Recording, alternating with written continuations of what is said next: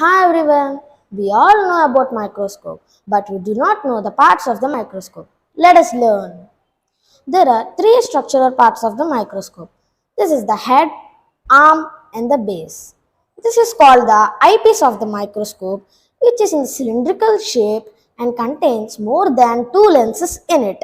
It helps us to bring the object into focus. This is called the nose piece of the microscope, which holds the object and easy to move. This is called the objective of the microscope, used to magnify the object to view the object clearly. This is called the stage of the microscope, where we place the slide in it to observe it. This is the diaphragm condenser, which controls the amount of light which is passing through the slide. This is the mirror of the microscope, which provides a source of light to view the object clearly. This is the frame of the object, which has a rigid shape for the stability. This is the fine adjustment screws used for the clear focus of the object. This is the coarse adjustment screws used for the initial focus of the object.